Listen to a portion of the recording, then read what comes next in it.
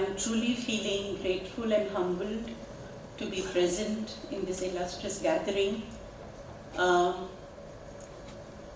What can I say about the wonderful speakers that I've already heard today?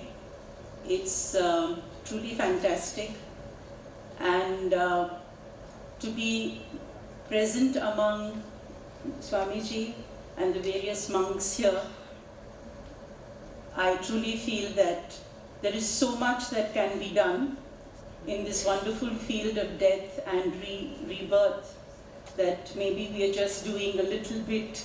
Rebirth is a reality. And I truly believe that regression therapy can create that paradigm shift, inclusive of the Vedantic concepts and scientific philosophy.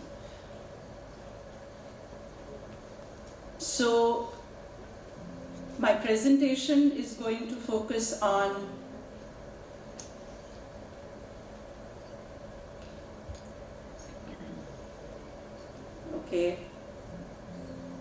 technological. I need to move the slide. Do I press enter?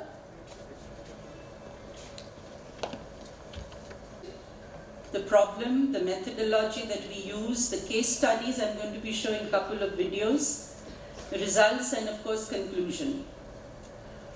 So obviously we believe that life is not linear and it is cyclical in nature. There is a cyclic universe theory that I read about, which describes that the universe exploding into existence not just once but repeatedly over time. There are studies which also speak of universe which expands until matter decays and is turned into light. So there is nothing in the universe that has any time or distance scale associated with it. You compare this with the Kal Chakra theory of the wheel of time and history, which is expounded in Buddhism, Hinduism, Sikhism, which says that time is not seen as linear. Instead, it is cyclical and repeats itself. So the universe follows infinite or indefinite self-sustaining cycles. There's an outer cycle, like the moon has a cycle, water cycle, carbon cycle. We have the inner cycle, the life cycle, as we know. Body as a cycle, dust to dust. Breath as a cycle, inhale and exhale and inhale.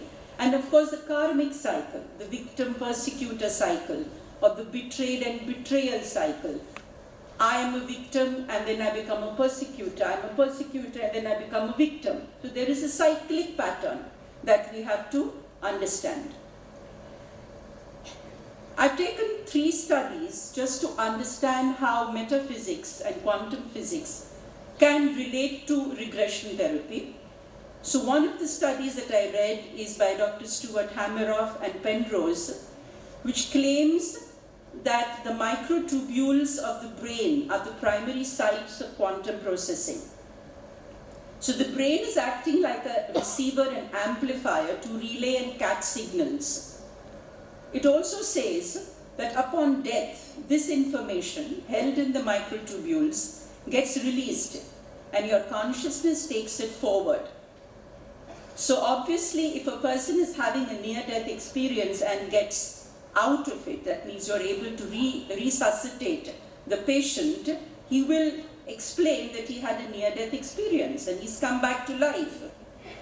But the study also says that if he's not revived, then this quantum information can exist outside the body, perhaps indefinitely as a soul. It can then take another body. So the sentences that I have mentioned are actually from the study. So this is one interesting theory which speaks about the mind-body continuum.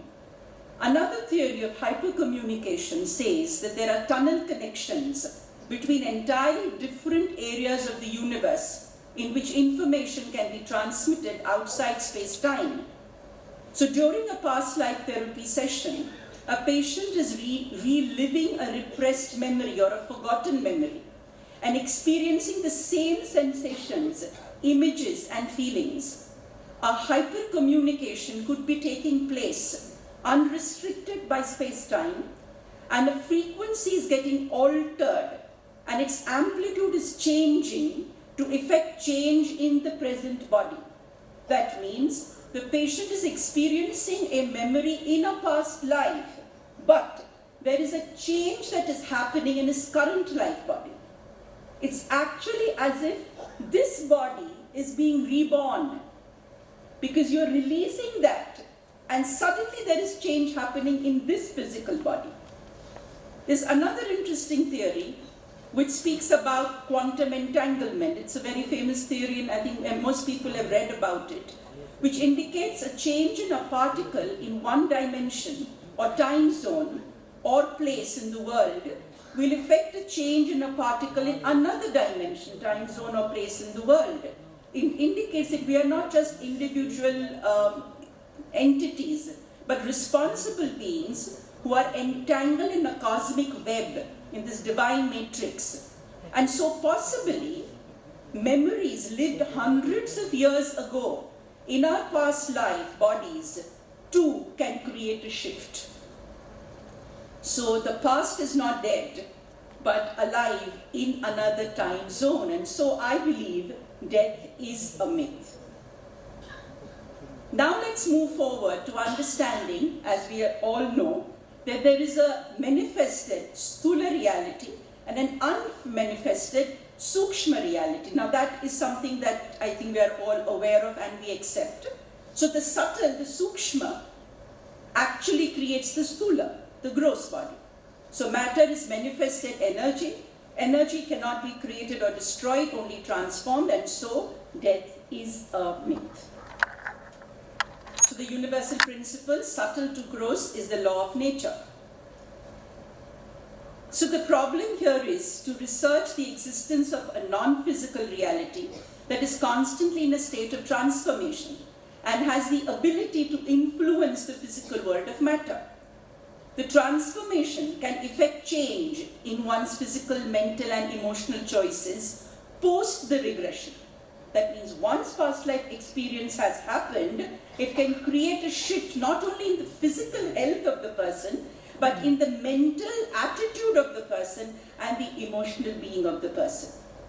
The kind of methodology that we use is regression therapy using hypnosis and even breath work.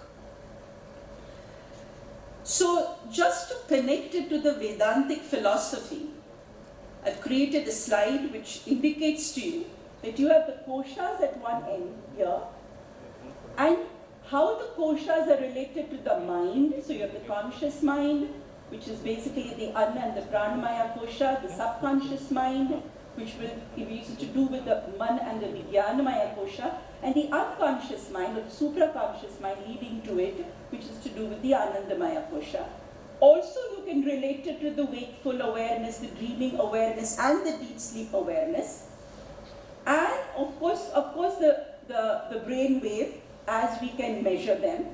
Now, during the past life session, initially, we begin with progressive relaxation of the body. There are various methods through which that is done. The patient eventually moves into a light state, which is alpha wave, which is the astral experience of lightness, which happens to most patients. And then you move to a cosmic experience where the person begins to look at the physical world from a height, from a distance, creating a kind of a helicopter view. So there is this witnessing consciousness that the person begins to experience at that point, and then moves into the past life experience. Now, while the patient is experiencing a past life, which could be visual, which could be through feelings, which could be through sensations, the patient is not sleeping. He's in a state of hypnosis, right? So the patient is aware of the body, at some point becomes unaware of the physical body also, but begins to believe that what he's experiencing is real. Now that experience is not only something that the patient has, is trying to kind of imagine. That imagination is an experience. It is being felt in the body. Just like when you watch a movie, the actress is crying and you are crying. You are aware that you're not the actress, but you are still crying. So that ability to identify with that past life memory is so real, but it creates a shift in this physical body, which is really fascinating. And then, of course, the stage of transformation, where the identification and the witnessing is happening at the same time. I'm watching myself, but I also know that that's not me in my current lifetime. But there is a shift that begins to happen at that moment, and then the transcendence, actually there is such an identification at one point, yet there is a disidentification also that is being felt at the same time, okay? And then, of course, you have the experience of death, okay? So that's really how the patient begins to experience the process. I've just put a slide here to make people understand how a patient can experience multiple lifetimes within a single session. The session can be for 4 hours, sometimes 5 hours, okay, as the patient begins to experience these things.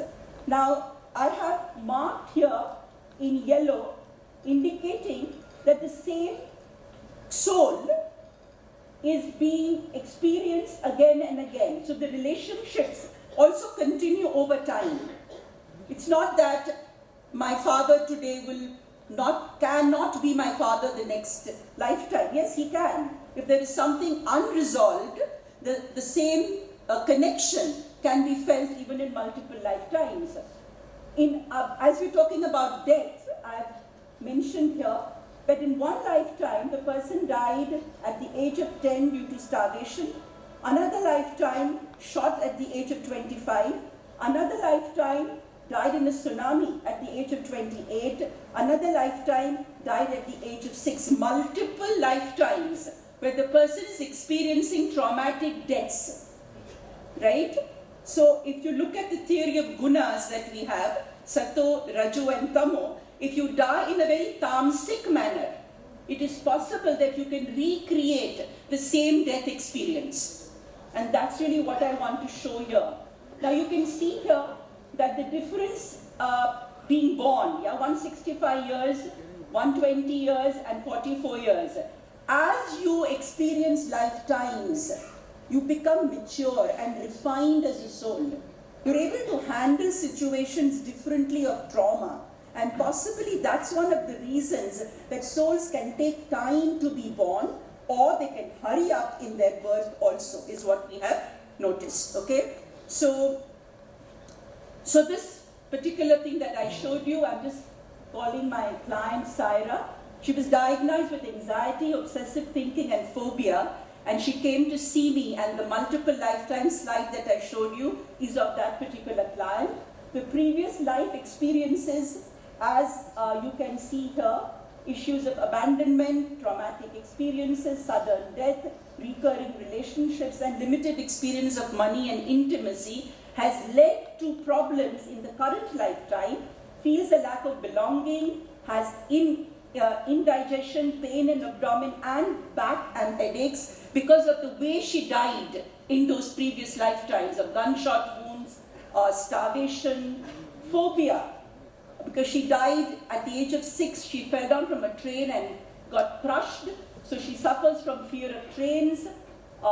The kind of relationships issue that she has today, her father is now her husband and her previous wife is now her mother-in-law, and the father and the mother-in-law, I mean the father and his mother also have come together to solve issues of their own, and limited experience with earning money has led to financial insecurity. Lack of intimacy in 4 consecutive lifetimes will lead to fertility issues of both her and her husband.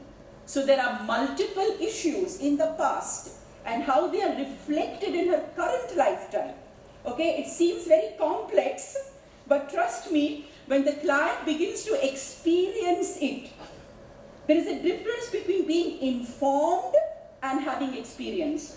Moment the client experiences these things, somehow the client heals. This lady was able to conceive in 3 months after the session.